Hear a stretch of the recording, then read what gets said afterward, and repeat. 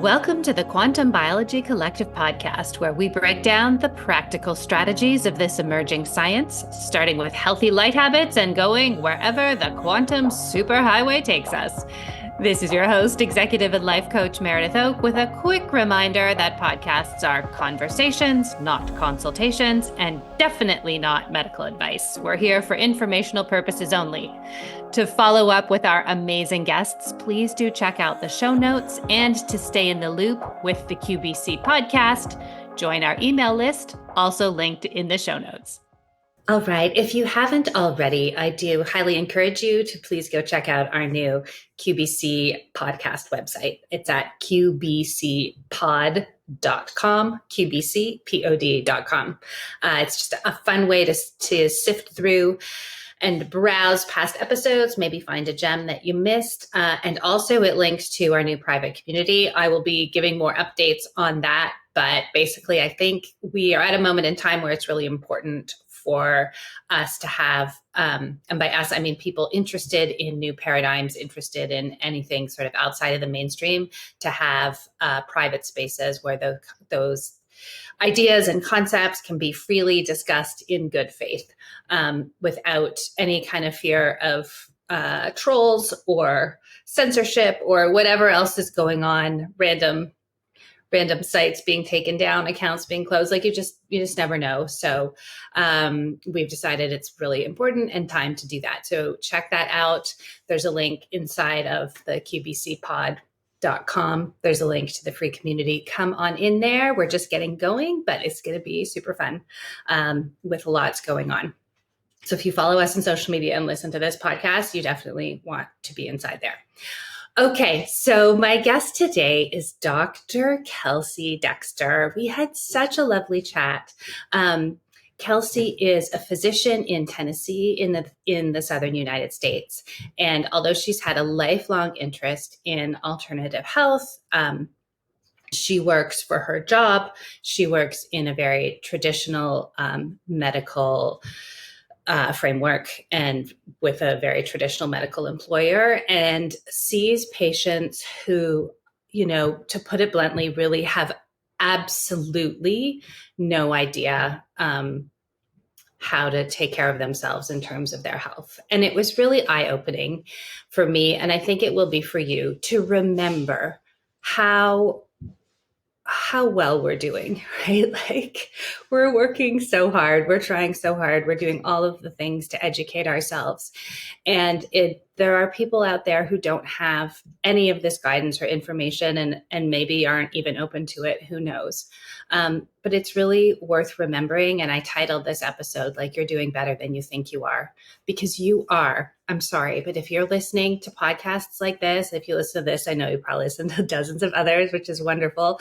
And you're taking care of your light, and you think about your food, and you think about movement, and you are, in tune with yourself and your body and your relationships and knowing when you need help. Like truly, you are a leader, even if it's within your own family or within your own friend group or in your community. You are doing such important work, not just for yourself, but for everybody. Right. And when I hear Kelsey explain the situation that some of her patients are in and where they're at and what is normal for them in their communities, it just really hit me how lucky we are to be able to be people who want to learn this. And because we are in a place of honor to be able to pass it on to others. And so I want to just acknowledge all of you for being here and for doing that in your own lives and with the people around you, the people you work with, your clients, your patients, if you have them. It really, really matters. And Kelsey's story is a beautiful example of how much it matters. And she's at a really interesting place in her career where she is deciding how to move forward, as an MD in the US, where she's going to work, how she's going to work. Last week, Dr. Stillman talked about the challenges of creating a system that works for everybody.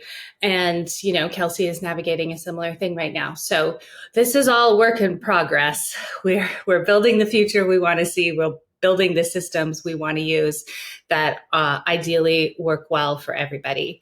And Kelsey is yet another beautiful example of light in action. So enjoy my conversation. Take care, everybody. Hey, Kelsey Dexter. Welcome to the QVC podcast. Thanks for having me. I'm very excited to talk with you, Meredith. Me too. I feel like I've known you for a long time, even though we just met like 4 minutes ago. So yes, you have a very easygoing nature. It's really nice. Okay. So, okay, tell us the story. You are an internist and endocrinologist trained in the old-fashioned institutions, working in a very traditional practice. How in the heck did you get mixed up with all of us, Looney Tunes in the quantum biology world? Oh, it was meant to be. Kismet. Yeah. But anyway, I, from a really young age, just knew that I wanted to work in medicine. And so I was on a path from the time I was tiny to become a doctor. And when I got into medical school, I was like pretty surprised that the main focus is on pathology and then solutions to that pathology, right? In the form of pharma. And we didn't talk about keeping people healthy as much as we do fixing disease. And so there was no nutrition course in my medical school training. We had one day where we talked about alternative medicine.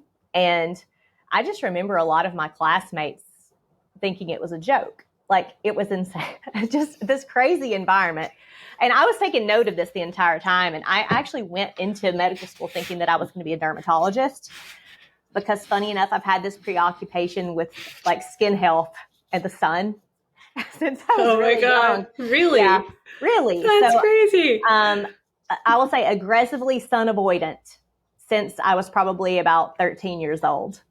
And I was passionate about quote unquote skin health. And so I planned on studying dermatology. And then when I kind of looked at the grand overview of health in America and how much metabolic disease there was and how that was driving pretty much the chronic disease epidemic, I decided to go into endocrinology. It was a roundabout way, but I did some rotations in integrative medicine when I was in internal medicine residency because I was interested in that. I had considered doing a formal integrative training with Dr. Andrew Weil. And at the time, that particular pathway was too expensive for me. I was like just a broke resident and I couldn't make it happen. And so I thought about the different specialties and like where I could make the biggest impact, and hormonal and metabolic health was where I saw that happening. So I trained at University of Colorado, and they have one of the biggest obesity research centers in the country. So I had amazing traditional faculty that taught me endocrinology, right? So I was very, very blessed in that regard. And as I started getting into practice, I moved back to the South to start my practice. I was just seeing the most profound metabolic derangement, right, in patients that had such severe insulin resistance and super high blood sugars. And there's definitely a geographic influence on that, where the South tends to be sicker in that regard than the rest of the country. Meanwhile, I'm continuing my sun avoidance on it for decades now. And we had the stress of the pandemic and working through the pandemic. And during that time, I started developing some very strange neurologic symptoms. So I had like this flushing and weird heat sensation in my foot that progressed to tingling and pain over time. I could touch the side of my face and feel this electric charge, painful nervous system response from my facial nerve. And I went to my primary care doctor, and he said, well, you're in your mid-30s and you're having these symptoms, and it's really like one thing that this could be, do you want me to send you for an MRI so we can formally diagnose your MS? Right. And I said, no, thank you. I was not going to identify with that diagnosis. I knew I was not going to take medicine. I knew that I had a lot I could work on personally to get healthier. Had you known before that you were predisposed towards that, or had any inkling, or you developed these symptoms, you went in and the doctor was like, oh, this is MS? That's most likely, and I kind of knew that just based on my training. I like more common things being common in my demographic, but I never received a formal diagnosis because I didn't want it. But then I started studying MS in detail, and I saw this prevalence data that showed that people at the equator they have very low incidence of multiple sclerosis. And the further away you get from the equator, like as you change latitude, the incidence rises. And I looked at that and said, oh, I have a sunshine problem, right? Wow. And I had already been... Was that like an intuitive connection that you just made? Like, I'm a sun avoidant person. People who live at the equator don't get this disease. Like, there must be something there. Yes. Yeah. Wow. Your intuition is online. So I had already been, eating super healthy. I'm an outdoor person. I had been doing pretty much all the other things to be healthy, I thought, but I was slathering myself in SPF 100 every day of my life and wearing sunglasses and never getting sun ever. And so I started an intentional sun practice in about March it's probably been about 3 years by now. I don't remember exactly when, but I used the D-Minder app and I minded my limits, and I just started very, very slowly and built a solar callus. And I think it took 3 weeks, 4 weeks, and my nervous system symptoms were gone completely. So really, it was a very rapid response. Yes. And I quickly got addicted to sunshine because, through the pathways, we're supposed to be. So my health, as I continued working on foundational health principles, right? Like learning more about light, water, and magnetism and diving deeper into these rabbit holes, it just set me on this journey to vitality. And now, 3 years later, I'm the healthiest version of myself I've ever been. Like, I feel more energetic than when I was a teenager, right? Like, it's crazy. And every patient that I see, virtually every patient that comes in to see me, they say, I'm tired, I can't lose weight, and they have metabolic dysfunction. And I know that they don't have medication deficiencies, right? Right. So my mission now is to teach people about light. That's what I'm most passionate about. And I want everyone who is faced with any kind of chronic disease to know that they have power over this, right? And when you change your environment, when you change the inputs, the body has a pretty miraculous way of coming back into balance. Every person is different and every experience is different, but I just hope everybody can hear that message that, like, we are supposed to be in connection with the earth for optimal health. And before you consider taking medicine to modulate your immune function, or like taking medicine to lower your blood sugar, or whatever, if you have the capacity to connect to the outside world, to receive energy from sunlight, energy from grounding, minerals from your water, you can just improve so much more quickly overall. But yeah, that's how I came around to it. And once you dive into this, there's just so much to learn and unlearn. And I've been on that journey for the past 3 years now. Wow. That's incredible. And you were a really interesting case study because you were doing pretty much everything right except the sun, right? Like, it's such an interesting case study because it's like all of the things we do to be healthy, tick the box, but it's like sun exposure is 0. So to show what can happen when like that is the variable at play, this is, it's really incredible. We need to write it up in the new when we launch the institute in the nonprofit form. We're going to be doing research and case studies and publishing them. So I would love to have you that's really participate in that, because this is just such an incredible, like, just the way that it unfolded for you. You have so much knowledge and you just happen to be a stickler on this one thing. And then when you changed it, it's like it was like, couldn't get any clearer is what I'm trying to say. The implications and the causation of it. It's like, this was due to sunlight. That's definitely the way it felt. And, I think it's so important, no matter what training you have, how many degrees you have, to stay open-minded and to stay curious and to be willing to try things. Because sometimes sticking to our dogma can really hurt us, right? And I mean, I had a reputation for this sun avoidance to where my entire family was annoyed with me for my entire life. And I have to go back and tell them all I was wrong, I was wrong, and I'm okay saying that.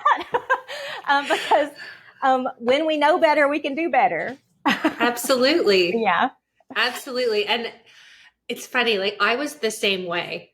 I remember going on a trip to Mexico when I was 18. And I was like, I'm going to leave here the same color I arrived. That was my goal and I accomplished it. I was same thing, exact same thing.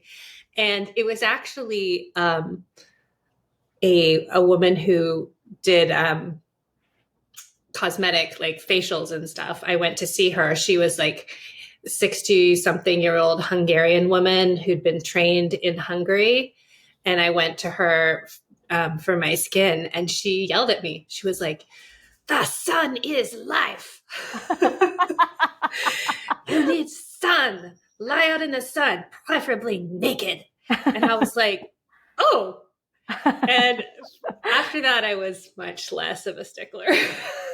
She really, the certainty of her. And when she said it, right? The sun is life. It's that just made, intuitive sense. It's oh yeah, of course it is. Yeah. I was trying to follow the rules properly. On this planet depends on solar energy, right? And how do we as health professionals not connect those dots? Now that I see it, I won't ever be able to unsee it. Yeah, it's so powerful. But, we do the best we can, I guess. Yeah. No, and the messaging around the dangers was really also very powerful. And, we're good girls wanting to do all the things correctly. And that's what we did. So I want to circle back to something you said about, the state of metabolic health in the Southern United States. What do you think are the contributing factors? But in your sort of clinical opinion and just also from what you observe living there, why is that the case? Well, I do think that in the South, it's much more common to drink sugar. Okay. Right.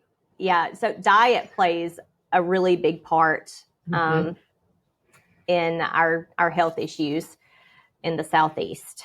And, I will literally have people come into the office who have type 2 diabetes, who are on hundreds of units of insulin, and they'll be drinking a big gulp Mountain Dew. While I'm trying to give them insulin to get their sugar to go down. And I'm trying to explain this, I cannot fight this behavior with insulin. Insulin's not what your body needs. Your body needs to use its stored energy instead. But Right. that's part of it. Yeah, I kind of I've thought about, how maybe is light environment different? Do we have more EMFs? I don't know that any of that's true compared to other places. And the diet's really the thing that I struggle with the most with patients in the office. Yeah. Mm-hmm. Yeah, that would make sense. We lived in Louisiana for a year, and one of the reasons that we did that, it was during the pandemic. So there were a lot of reasons, but one of the reasons was for my health. And yeah, the lower population density compared to being up on the East Coast where we are now. And the warmer weather, like it definitely contributed to me getting better living there. So it's not, I think you're right. Like, I don't think it's this light. I don't think it's the EMFs. There's something culturally maybe where it's just, normal to drink a giant Mountain Dew on your way to see your diabetes doctor. Like, that's kind of insane. Yeah. Tennessee, we do have a lot of advantages here. I mean, like today, it's nearly 80 degrees and beautiful sunshine and we're close to November, so there are a lot of benefits to being here otherwise, from a health standpoint. And I think that if more people knew about the interface between their light environment and their metabolism and could harness that, even in the setting of bad diet, we would see improvements. So yes. Yeah. Because that's true. And I mean, thinking of your story, if you're drinking a Diet Mountain Dew and wearing sunglasses and you're inside in the air conditioning most of the time with all the windows closed, you're not getting the benefits of the natural climate. That's right. Yeah.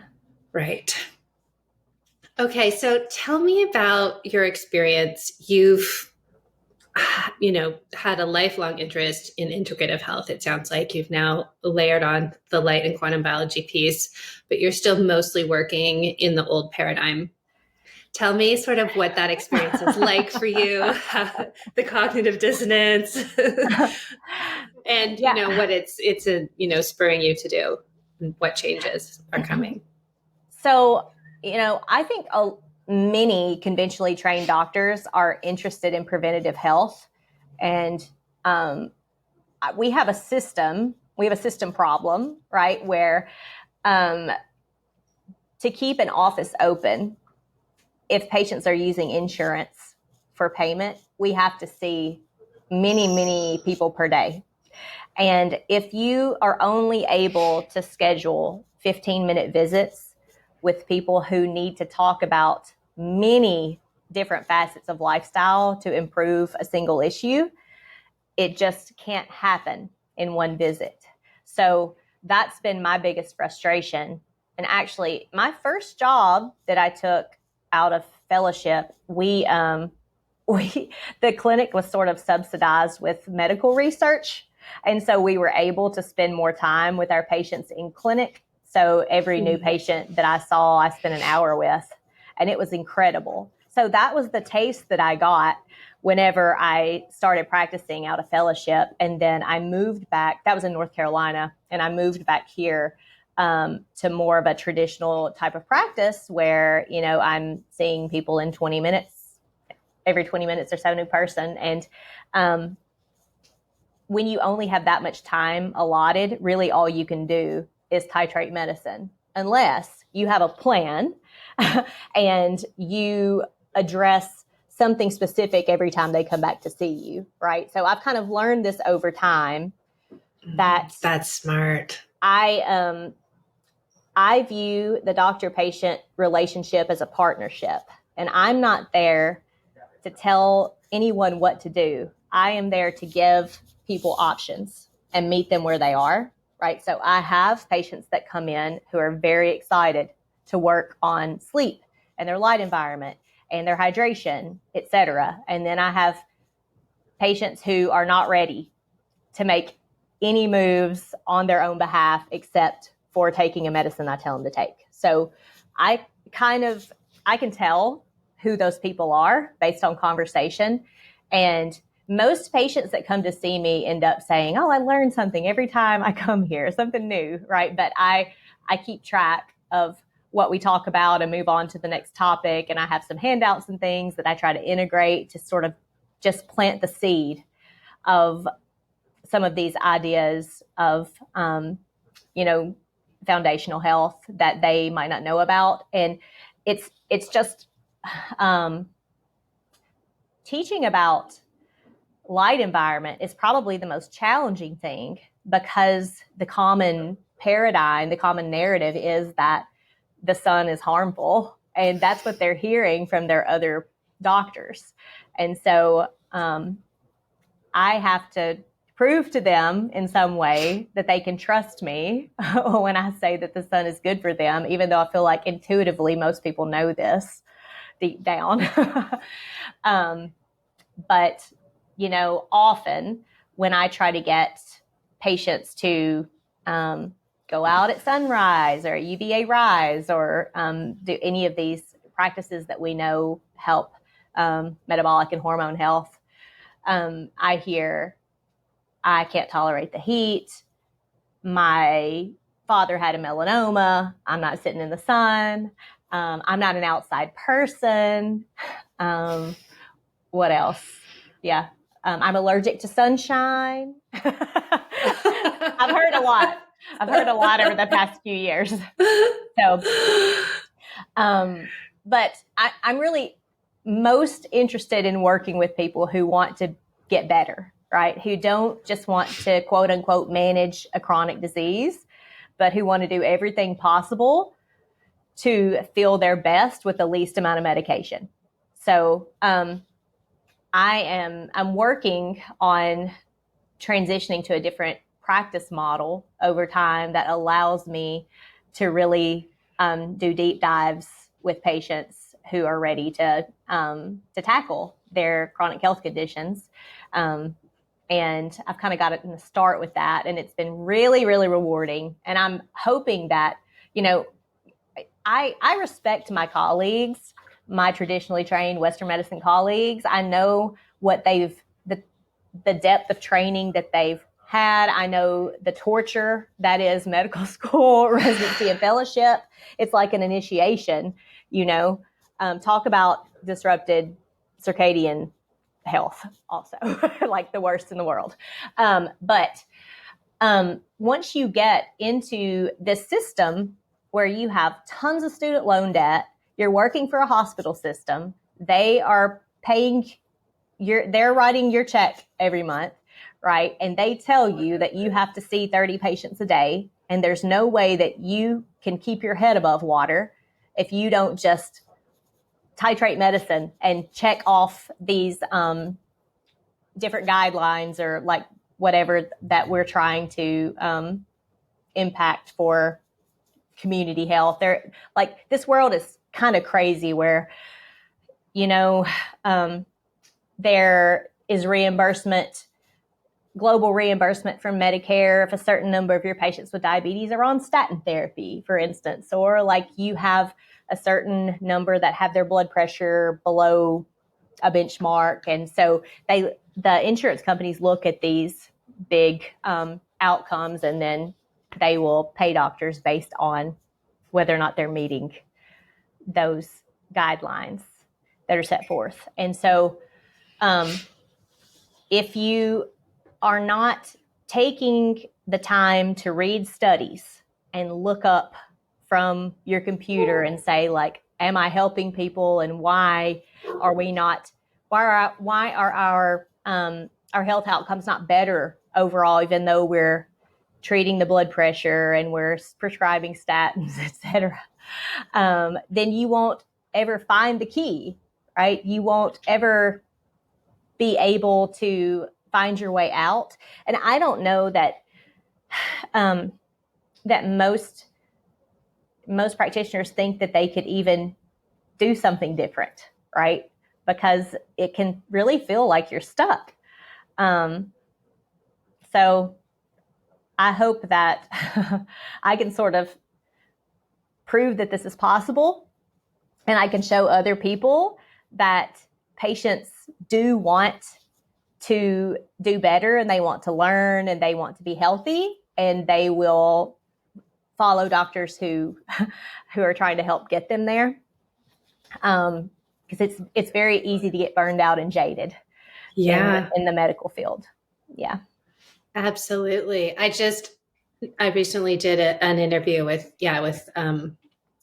Dr. Leland Stillman, and he was saying very similar things. I mean, all the independent doctors do, right? It's like the system, it's like there's the content of the system, like what you're taught, what you have to do in the appointment, but then it's like the system itself is set up to pretty much fail everybody involved. Mm-hmm. The doctor, the patient, like everybody. Yes. Mm-hmm.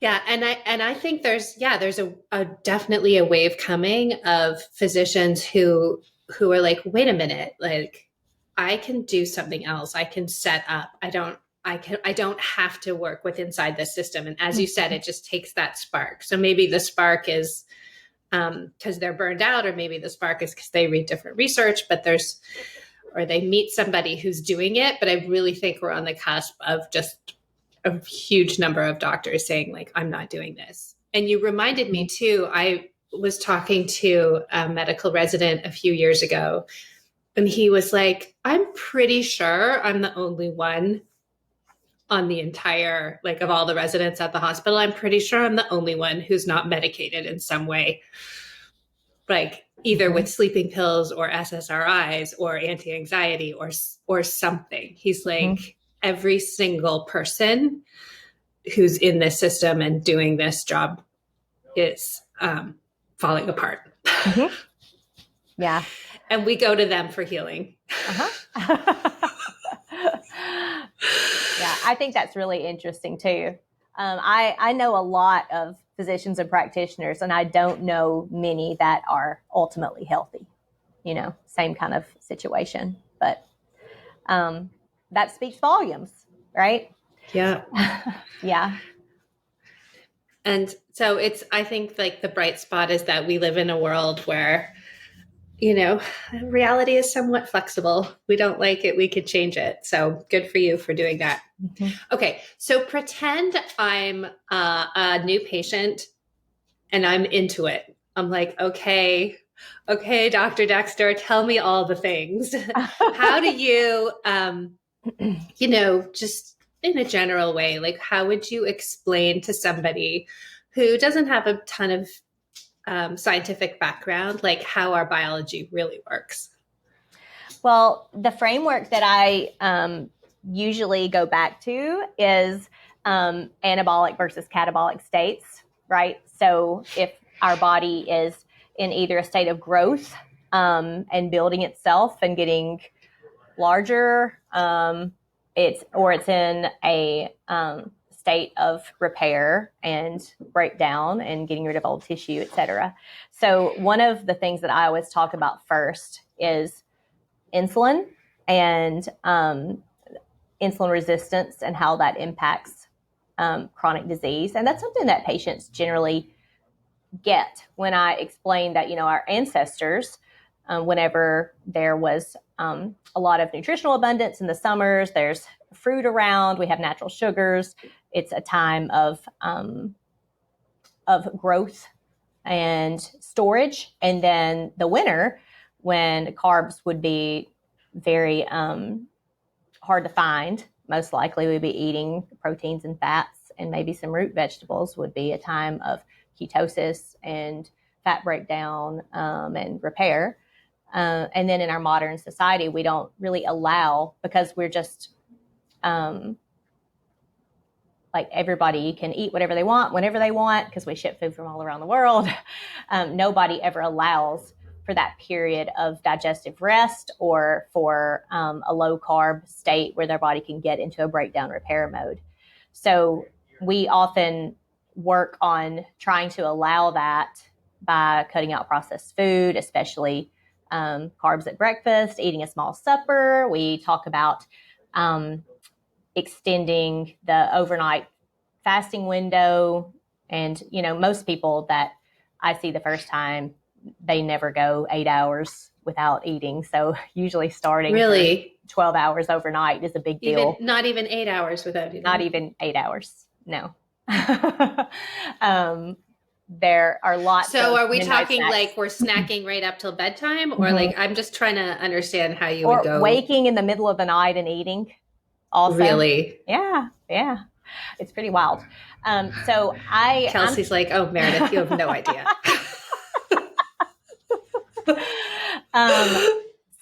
I talk about those principles first, typically, like how we are going to work on getting into a lower insulin state overnight. And sometimes I do intentional ketosis training with patients who really want to improve metabolic health in a relatively quick time frame. It just depends on what they tell me they can accomplish. Then, of course, I also talk about circadian rhythm constantly, because we know that disrupted circadian rhythm is associated with pretty much every chronic disease that there is. Also increases risk of cancer, heart disease, dementia, autoimmune disease, etc. So optimizing sleep and light environment is just as important for this whole repair and restoration process as the low insulin state, right? So I know Dr. Max Goulian says that you have your light diet and your food diet, right? But that's where we start. And so I see a whole lot of shift workers in my main practice, and they are the sickest patients that I interface with. And I can tell that the light environment and their sleep schedule is what's hurting them the most. And even if I tell them this, many people just don't think that they have the power to change it often. Because especially, I don't know, in most places, patients that work nights get paid a little bit more than people who work days. And, I've got patients that have been working nights for 30 years, and they don't really see that there's anything wrong with that.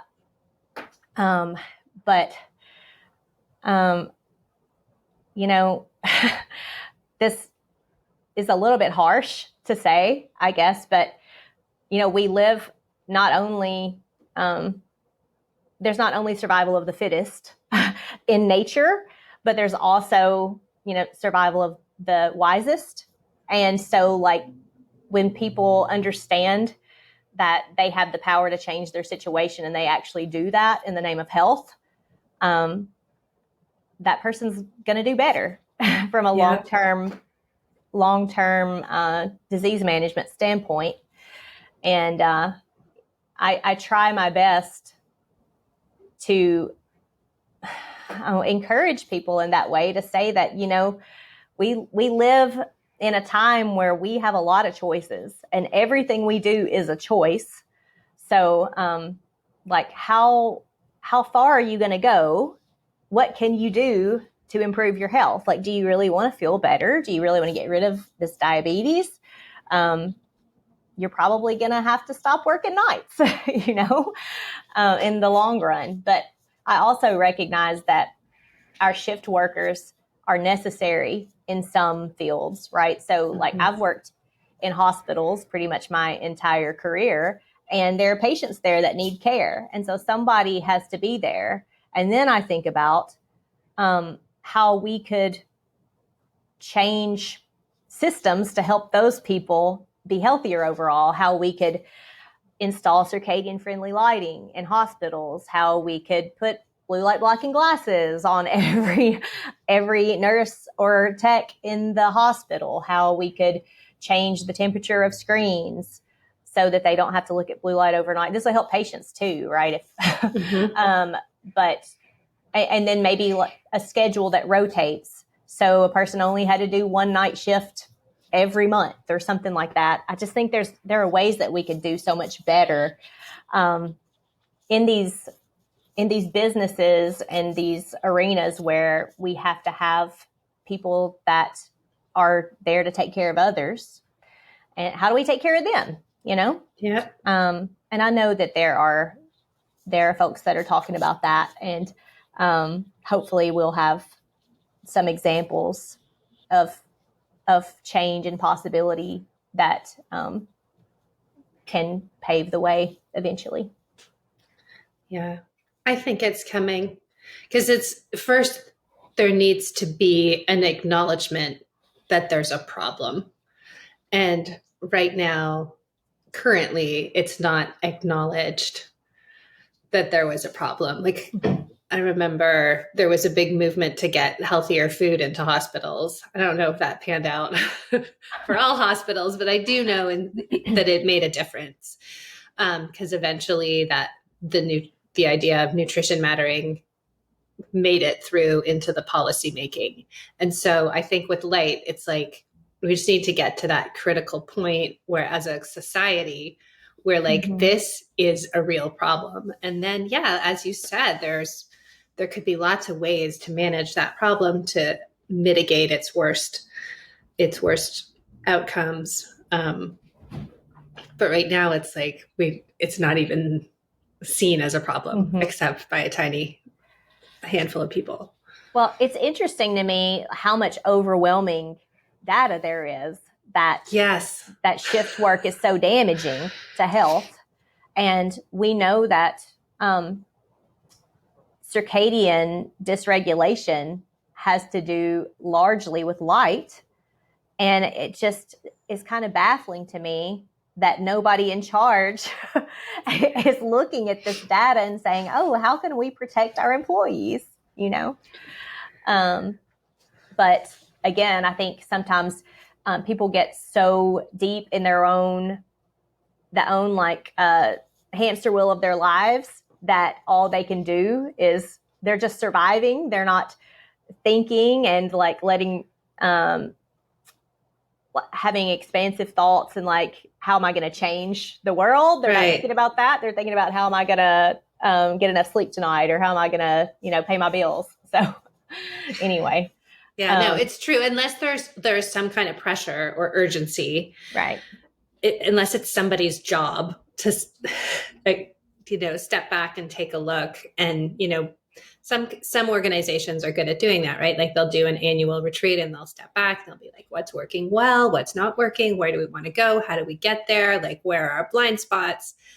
But it just feels like so many other organizations, and especially healthcare related ones, it's like such a hamster wheel. Things are so running at such a high velocity all the time that type of reflection is not happening. And also, to your point, there is so much research. There's so much research. It's nobody's job to translate it into real world action. Like, it's not like, oh, well, we'll wait and see. Like, we know it's clear.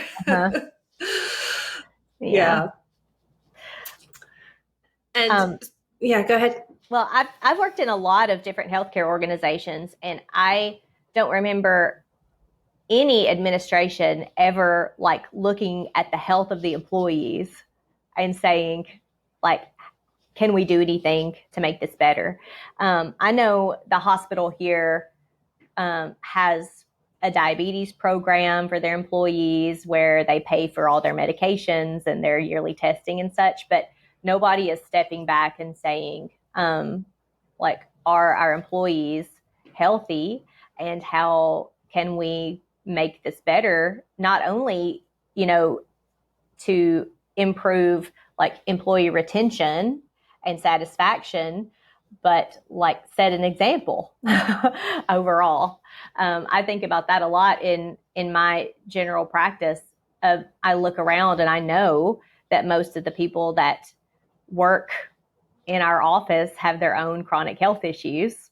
And those are the people that patients interface with, right, when they come in. It's kind of like having a doctor who has, if your endocrinologist has diabetes, right? Yeah.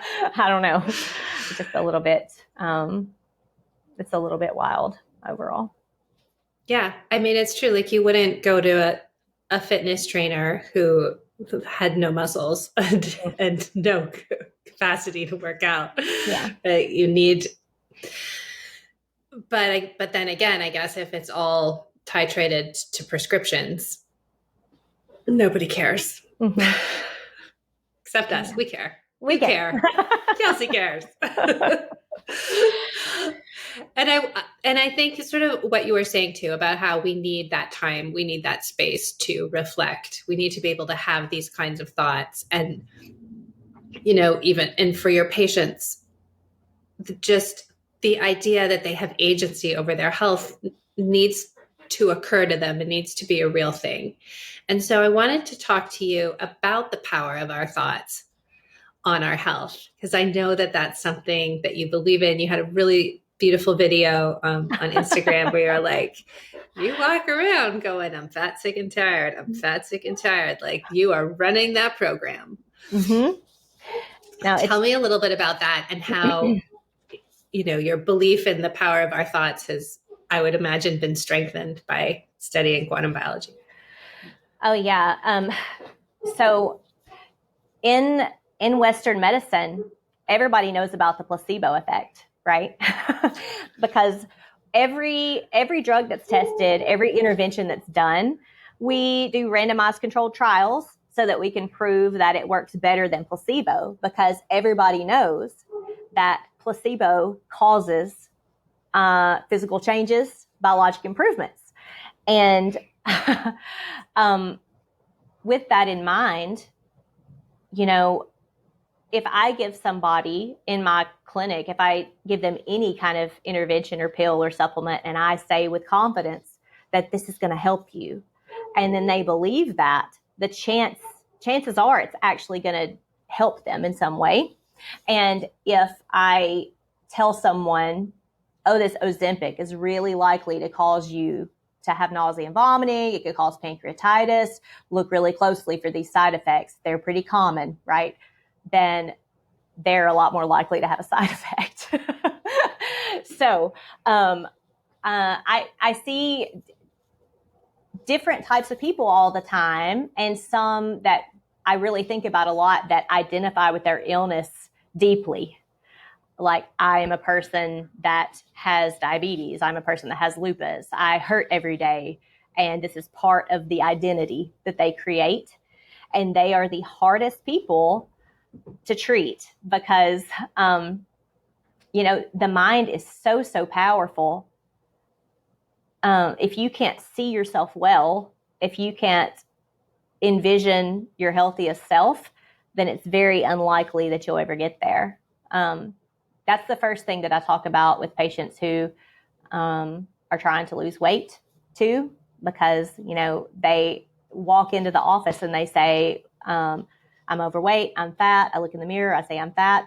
And when you send your body that signal, that mental signal that you're creating an identity, it changes biological function. And so I had a patient once who would come in every visit and tell me that she felt that like she was overweight, and she really wasn't, right? She probably weighed 125 pounds and was 5'5", but wanted to weigh 115, right? And I would kind of get, if I saw her name on my schedule, I'd be like, well, what am I going to tell her today? Because I really don't know that we can do much better, and she's pretty optimal, right? And then one day she came in and I said, how you been doing? And she's like, oh, I'm great. And I said, really? What's different today? She said, well, the funniest thing, I've been learning a lot about affirmations, and I just started waking up every day and looking in the mirror and saying, I have an awesome metabolism. And she said, funny thing, in a month, I'd lost 10 pounds. And I hadn't changed anything. And then I have another patient who was diagnosed with pretty aggressive lymphoma. And she didn't tell any person that she knew that she had cancer. She wouldn't let anybody say cancer in her presence. Okay. The only person that knew was her partner. And when she went for treatment, her oncologist put her on hospice and told her she had about 6 months to live. And she talked them into giving her one treatment, and they agreed. And whenever she had her follow-up PET scan a couple months later, she was totally disease-free. And Wow. she says this is divine healing. And I would agree with her. And I also know that in her mind, she refused the diagnosis. She said, not me, not now. And it changed everything, right? So I've seen this anecdotally in patients. And that's why I talk about it so much with patients, because if you over-identify with your illness will consume you. So, yeah. Mm-hmm. Yeah, that's really powerful. And it's true, especially, and I feel like I love social media because it brings us all together, and, the algorithm is really good. So it really does bring us all together. But also if you leverage it to find people who share a debilitating mindset, and then your identity and your community is predicated on being sick. Yeah, you're, reinforcing that. And it's like you forget or lose sight of how to exist without that. Mm-hmm. I'm really interested at the moment in our biofield and heart coherence and sort of the energy that we surround ourselves with, and knowing, how you can take one drop of structured water and structure an entire glass, right? Because the coherent energy is more powerful than the discordant energy. And whenever we are focused on a state of disease, pain, that's a discordant state, right? And I just don't believe that large scale healing can happen when your body is out of coherence. And yeah, when you interface with the biofield of others who also are hurting and out of coherence, it's more likely that it'll perpetuate that state. And it's really important to find examples of people who are thriving, and also to learn how to get the body into coherence for ultimate healing. So I think that that's part of how mindset works, because we know, based on the work of the HeartMath Institute, right, when you focus on gratitude, joy, these higher level emotions, we see physical changes in our field. And that counts for a lot whenever you're trying to get healthy or heal some kind of issue in the body. And that goes back to what you were saying earlier about having your doctor or your coach be an example of health, because you are going into that person's field to get better. That's right. Ideally. And if you have a practitioner that tells you there is no hope and that this is your only solution to take this medicine and that you have 6 months to live, and you believe them, then they're probably going to be right. Confirmation bias, right? Yeah. So, patients, when they're very sick, if they have some kind of terminal illness, they always ask, so how much time do I have left, or what's the prognosis, whatever. And I really think that it does a disservice to patients to even state that out loud. because we don't know what the possibilities are. And when you make these predictions, you change their expectations. And the focus needs to be on health and healing, not on sickness and disease. So, yeah. Yeah. Mm-hmm. And back to what we were talking about, I think before we started recording, but how, having the initials MD at the end of your name gives an authority for people. Mm-hmm. And so even if I'm somebody who's like, I'm totally my own person and I'm not easily influenced. Oh, but if a doctor tells me I will hand over my sovereignty to that person because they know better. And it's power. It's a lot of power. And I don't think many people think about how they're using it necessarily.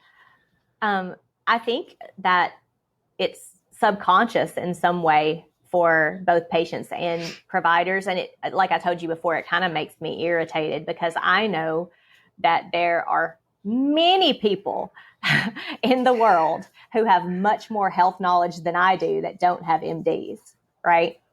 And I learn from other practitioners all the time. And I think it's important for doctors to be humble in that regard, because we have a prescribed training that teaches us all effectively the same thing. And there's so much more to know in the grand scheme of health and wellness, aside from what we all learned.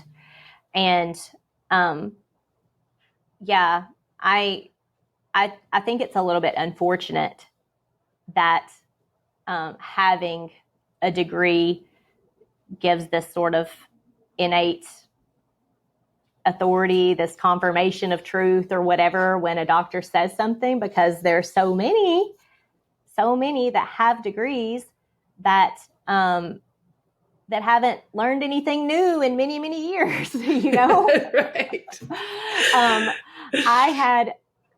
I sit every day, as you can imagine, like there's very little grass around my office. So when I'm working in the office, I sit on this one little patch of grass that's right beside the exit door that a lot of doctors walk out of during my lunch break, barefoot in the grass, pants rolled up, etc. And so everybody that goes to lunch has to walk past me, and they all look at me like I'm insane and probably think that I am. But occasionally I have other doctors that stop and ask me what I'm doing and why. And I'm very excited to teach them about the benefits of UV light and grounding and getting infrared during the day and light break, etc. And I had one who was, he's an internist and he's close to 70. He's been practicing a long time. And he said, oh yeah, when I get home, I'm going to look at this on UpToDate. Do you know what UpToDate is? Have you ever heard of that platform? No. So all doctors know what this is, but it's basically like this education platform where experts in the field synthesize studies and information and write these little summary articles. So if I say, how do I treat thyroid cancer? I can go in and somebody that's an expert in the field has like given these summaries. Okay. So they summarize the research and they give you recommendations. So it's a fast way to sort of comb the literature. And anyway, he said, I'm going to go on UpToDate and read about this when I get home. And I said, this is not going to be on UpToDate. You're going to need to get on PubMed and look at studies there. And he looked me in the eyes and he said, what's PubMed? Oh my God. That's the one I know. Yeah. It's where all of our information is buried. Yes, that's where all the information is Wow. buried. So this is someone who obviously never goes and looks through research himself, right? Relies on somebody else to tell him what's there and what to do. And that in itself is a problem, a big problem. I wish that I had more time to study. That's what I want to do in my spare time, but working full time in one practice and part time in another and being a single mom, I do the best I can to catch up. Well, you're doing pretty great, Kelsey. Yeah. But I feel like a lot of people are just in this, a lot of practitioners are in this situation where they just, you have to be curious. You have to ask the question and go look before you're going to find any answers. So and there's and like, I'm sure most doctors think, and most people think I thought this, right? Like, if it's true and real and helpful and validated, it would be in up to date. It would, people would be talking about it. So the fact that it's true, helpful, validated, essential even, and it's not being talked about and it's not in any of those places, it like, then you're being asked to call into question everything you believe. Right. Which is no small thing. Yes, it's not. It's like everything, nothing I trust is going to help me out here. I'm like, yeah.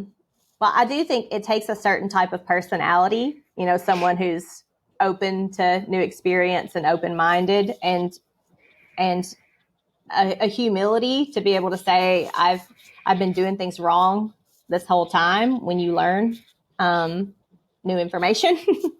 And not everybody has that capacity. So no, they do not.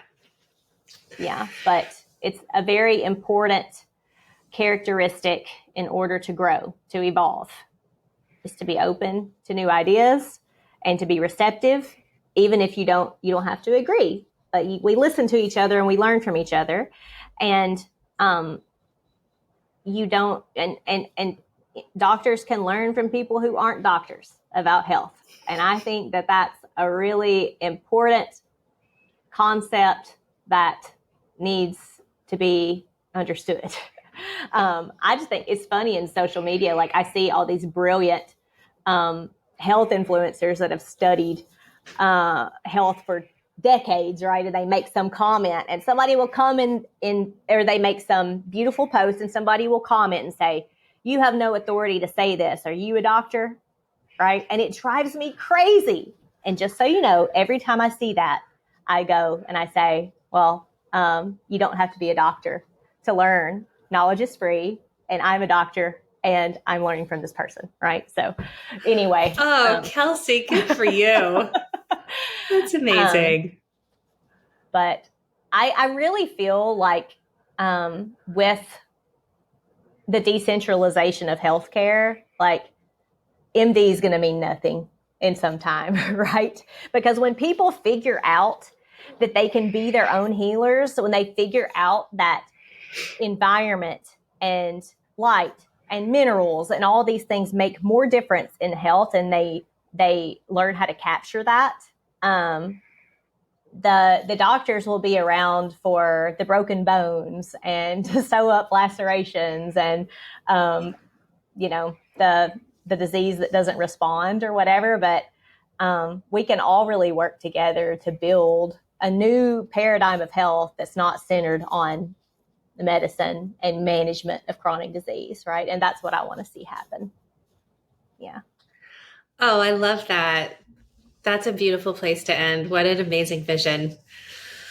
And yeah, I'm fully support it. I'm right there with you. And thank you for being a part of it, for being that person who rejected your diagnosis and found another way and is helping to change the shape of the future, right? Like I always say, we have to build the future we want to live in. Mm-hmm. Like no one else is going to do it. So you are doing such a thing. And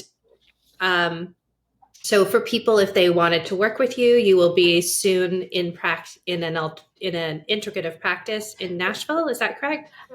So I see patients 1 to 2 days a month in a decentralized direct care practice in Nashville that's focused mostly on endocrinology, right? Okay. But in the United States, we are licensed state specific. And so I work under a Tennessee license. So either people have to be in Tennessee. They have to be in Tennessee physically for me to use my medical license to treat them. And because there's so much that I want to teach patients about, and I want to teach the general public about, that I don't really have time to do in my clinic. I have a school group, SKOOL school, right, called Circadian Health Revival, that I run with another practitioner. And we talk about all of this stuff every week in live Q&As and lectures, and it's a ton of fun. So you can find me there too. Wonderful. Called Circadian Health Revival. I don't know if I just said that or not. I can't remember. Yeah. So Circadian Health Revival, and it's inside the school platform, SKOOL. Okay. Yes. I'm also taking part in the CRD challenge, right? Yes. That's going on right now. And I'm one of the ambassadors there, and I'm active over on their free platform. And so I'm happy to answer questions there too. Yeah. Wonderful. Well, thanks for carving out time to do the podcast, and thanks for being a bright light. Well, thank you, Meredith. I appreciate you. Woohoo! You made it to the end of another episode. Thank you so much for joining us on this exploratory adventure into new realms. Your energy and support are building a different world, and I am so grateful to be on this journey with you. Take care, and thanks.